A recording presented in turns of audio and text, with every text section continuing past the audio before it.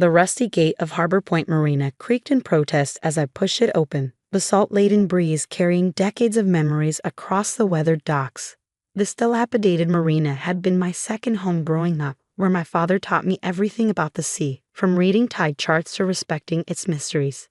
Now it was mine, though not in the way I'd ever expected. Of all Dad's properties to get stuck with, my sister Amanda's voice dripped with mock sympathy at the will reading yesterday who got the money pit. She was right about one thing. Harbor Point Marina had seen better days. The docks needed repair, the office building's roof leaked, and only 3 boats still rented slips here. But Amanda, like my other siblings, had never understood what made this place special. I'm Emma Blackwood, the youngest of 4 children and, according to my family, the disappointment of the bunch. While my siblings went into respectable careers, Amanda became a corporate lawyer, Thomas ran a successful real estate firm, and Daniel worked as an investment banker. I chose to study marine archaeology and history, playing with shipwrecks, as Amanda dismissively called it. Dad never said it outright, but I knew he understood my passion. He was the one who first told me stories about the Spanish galleons that once sailed these waters, about the legends of lost treasure ships caught in violent storms. While my siblings rolled their eyes at his tales, I sat captivated, imagining the histories hidden beneath the waves. Now, walking along the creaking boardwalk, I remembered the last conversation I had with him here, just weeks before his unexpected heart attack. Emma, he had said, gazing out at the water with an odd intensity, sometimes the greatest treasures are right under our noses. We just need the patience to find them, and the wisdom to recognize their value. At the time, I thought he was just being philosophical. Now I wondered if there had been more to his words. The Marina office was a small building that had once been painted blue, though years of salt air had faded it to a ghostly gray. Inside, everything remained exactly as Dad had left it, ancient tide charts on the walls, fishing photos yellowed with age, and his beloved collection of maritime maps and books. I sat at his desk, running my fingers over the worn wood. While my siblings had inherited his more profitable properties, premium office buildings, luxury condos, high-end retail spaces, I had received this old marina and a small offshore area around it. They saw it as Dad's final confirmation of their success and my failure. What am I supposed to do with this place? I muttered, opening desk drawers at random. The last drawer stuck slightly, and as I pulled harder, something shifted in the back. Reaching in, my fingers found a hidden compartment. Inside was a leather-bound journal I had never seen before, its pages filled with Dad's precise handwriting. The first entry was dated 20 years ago. Found something unusual on the sonar today. Large mass, definitely man-made, about 300 yards offshore in the deeper channel. Initial readings suggest a shipwreck, possibly very old. Location matches historical accounts of the Santa Rosa, lost in the storm of 1733. Need to investigate further, but must be cautious. If it really is the Santa Rosa. My heart started racing. The Santa Rosa was legendary among maritime historians, a Spanish galleon rumored to carry a fortune in gold and silver when it sank. Most experts believed it had gone down much further south, but here was my father, writing about possible evidence of it right off our coast. I kept reading, my excitement growing with each page. Dad had spent years secretly researching the site, gathering evidence, cross-referencing historical records. He had even commissioned detailed sonar surveys, carefully documenting everything while telling no one. The final entry was dated just 1 month before his death. All evidence confirms it. The wreck's location, size, and characteristics match perfectly with the Santa Rosa's historical records. But more importantly, the latest scanning technology shows distinct signs of cargo hold still intact. After 20 years of research, I'm finally certain we have found her. Emma, if you're reading this, and I know you will be, forgive me for keeping this secret. I couldn't risk word getting out before everything was properly documented and legally protected. The marina isn't just a rundown property, it's the key to something extraordinary. The coordinates are hidden in the old chart on my office wall. Trust your training. You'll know what to do. P.S. Don't tell your siblings yet. You know how they are about money. I sat back, my mind spinning. Could it really be true? The Santa Rosa was one of the most sought-after shipwrecks in maritime history. If Dad was right, if it really was here. Moving to the wall, I carefully took down the framed chart Dad had always claimed was his favorite. Behind it, written in his familiar hand, were a set of coordinates and a series of numbers I recognized as depth readings. But I knew I couldn't just rush out and start diving. Dad was right, I needed to do this properly, legally, and most importantly, secretly. One whisper of a possible Spanish galleon and treasure hunters would swarm the area like sharks. I spent the next week methodically reviewing Dad's research, verifying his findings, and developing a plan. The journal revealed that he had already laid the groundwork, filing permits for marine archaeology research in the area years ago.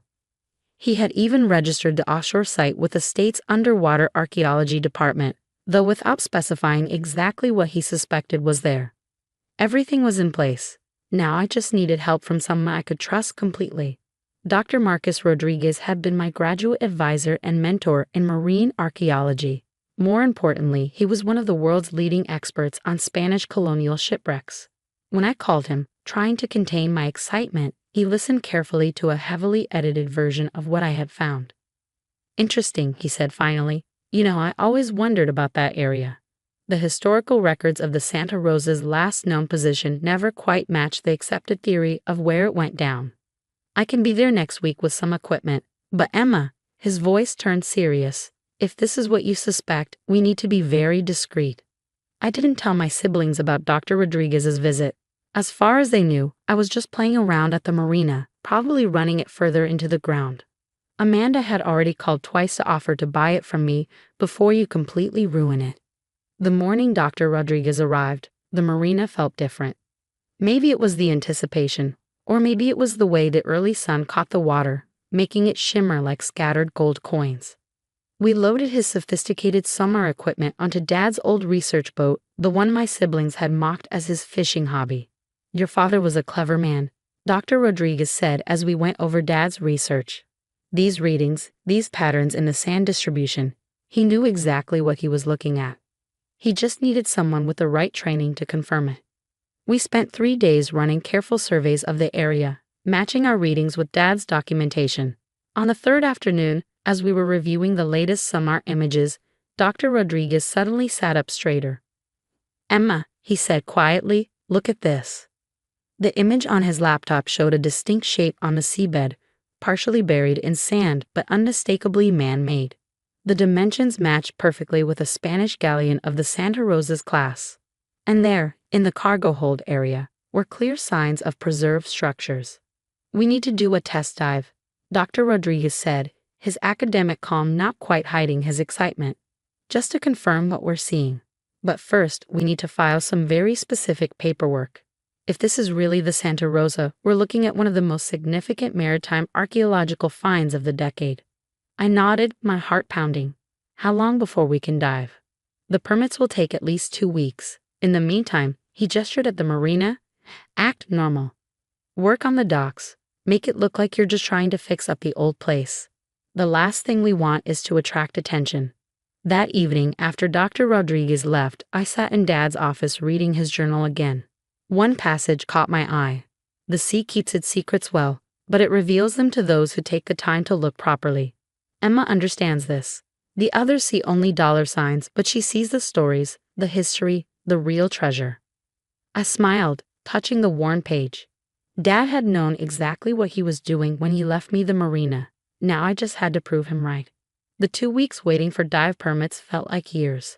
I kept up appearances, spending my days fixing damaged boards on the dock, repainting the office, and generally looking like someone trying to salvage a failing business.